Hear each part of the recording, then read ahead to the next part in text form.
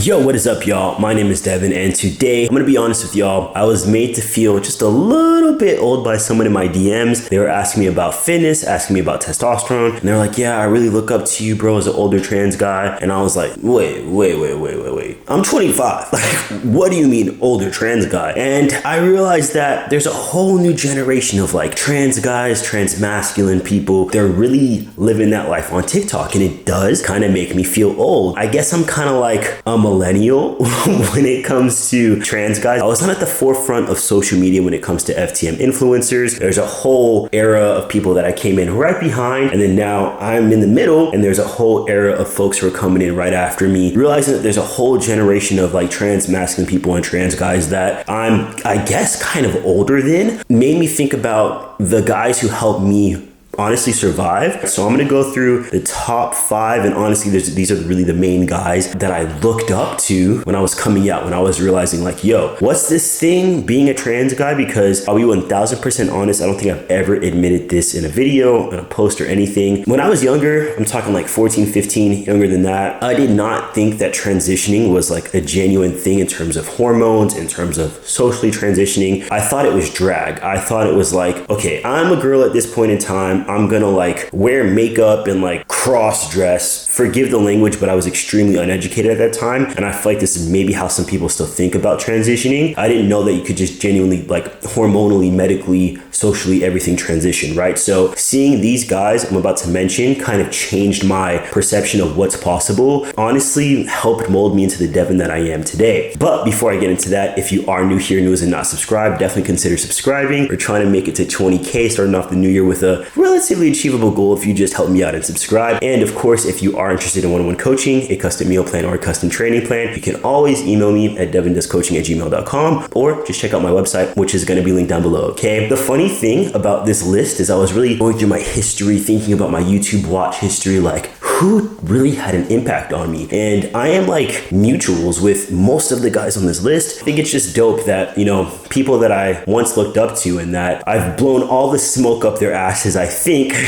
by letting them know that they helped mold me into the Devin I am today. I'm always gonna give OGs their credit. I'm always gonna say like, thank you for everything you've done, because we say like representation matters, but truly like seeing guys who came from a similar position as me, who were able to make it past those awkward stages, make it through those what the fuck is going on with me stages, and just live actualized lives with, you know, like partners and achieving their goals and shit like that. It actually made me feel like my life was worth living. The first person on the list, I have to say, one of the first videos I ever watched that every single trans person 9 times out of 10 has watched, my 1 year on testosterone timeline, Dominic Green's testosterone timeline, right? So I remember when I saw it pop up in my like recommended page, I was like, this guy's mixed, like, because I'm mixed. Obviously, people think I'm like Hispanic. I'm not Latinx.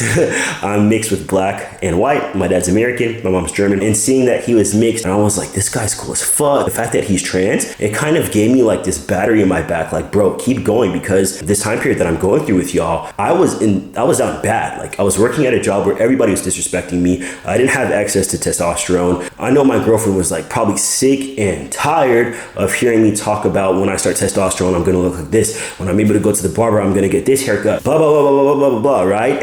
And when I found Dominic's Instagram, I told my girlfriend, I was like, yo, do you think this is how I'm gonna look when I'm on T? Like, do you think I can grow a beard? So he definitely gave me that motivation to live, which leads into the next homie, which is gonna be AJ Holbrook. When I tell you that I love every single guy on this list, y'all are all the homies for real, but AJ lit a different fire in me because he was the first person who was a trans guy who was about that bodybuilding life, and I just was in disbelief. I was like, this motherfucker is so jacked and he's trans. Like, he's like me. Like, he's jacked as fuck. Are you freaking kidding me? I went to the gym like doing 1,000,000 push-ups. What in God's green earth can I do to look like this fucking superhero of a guy? And to be honest, I'll be really real with you. Like, I have a whole album on my photos of, you know, motivational physiques from Jay Cutler. A couple of pictures of AJ are still in that motivational album. He just has an amazing physique. AJ really, really did something for me that holds like a special place in my heart. He showed me like, fuck feeling like you can't do anything because you're trans. Fuck feeling like you can't gain muscle. All the regular, you know, boundaries that you may place on yourself being AFAB, AJ really helped remove a lot of those and just be like, fuck all that noise, bro. Get in the gym and get jacked. Yeah, thank you, AJ, if you see this, bro. The next guy is like very similarly in the same box as AJ. I have someone that I consider to be like my big brother, Laith Ashley. So Laith very much so had a very similar impact on me, but in a different instance. AJ had me thinking like, fuck everything, get huge, get jacked, nothing else matters, like just, you know, have that dream body.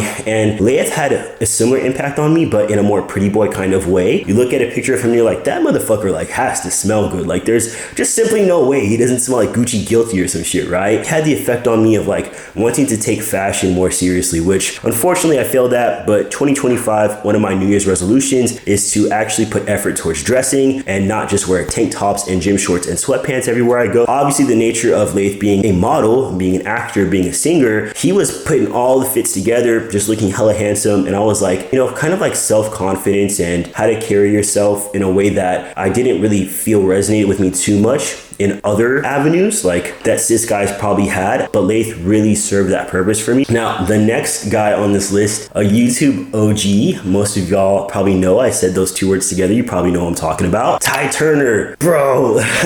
Ty Turner was like everything, like watching his before having top surgery videos of him training, of him working out, his full days of eating, like all these things. I was just like, this is the chillest fucking guy ever. He just seemed like someone you could just have like a regular ass conversation with. His videos were so consistent with the testosterone updates, with the training, with the food, with the talking about being trans in a way that I hadn't seen too many people talk about being trans. He spoke about like getting your period, how his doctors were not prescribing him, you know, the best dosages of testosterone. He was doing reviews, right? And a lot of people at that time were doing one sort of thing. Like you had, I think the guy's name was Chase Ross. He was like pretty much only doing reviews, which was fine, but I didn't feel like I knew him. But Ty was, I would say, like my first parasocial relationship that really helped me feel like I wasn't alone. The other guys that I mentioned, they almost seem like fucking celebrities to me. Like, wow, can you believe? And with Ty, it felt a little different, right? It felt a little more like homie vibe. And they all serve their purpose. And it's not to say that one person had a bigger impact than the other. It's just interesting how people present themselves on social media can have a varying effect on you in different ways in terms of their impact, right? It's something that I think about a lot when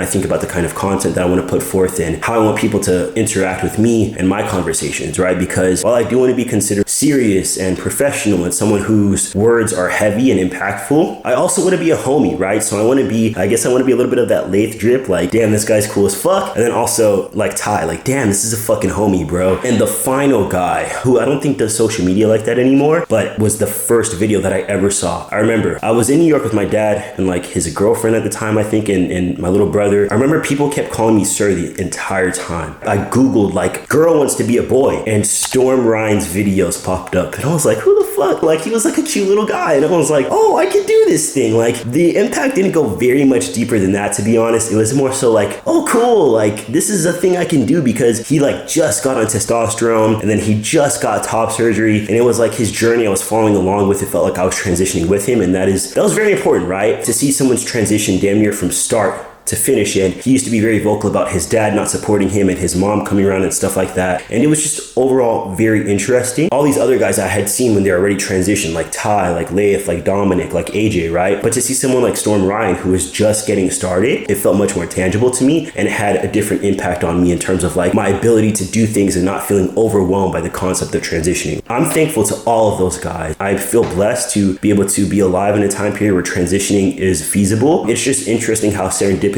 everything can be, and I don't know, I think I'm just grateful to all those guys. And since we're talking about social media, if you do want to check on my Instagram, we're shooting for 40K this year. I think we can hit it. It's at DVNSPRS, but that's also going to be linked down below. And like I always say, Devin loves you, Devin to Dawn, and Devin is out of here, boy.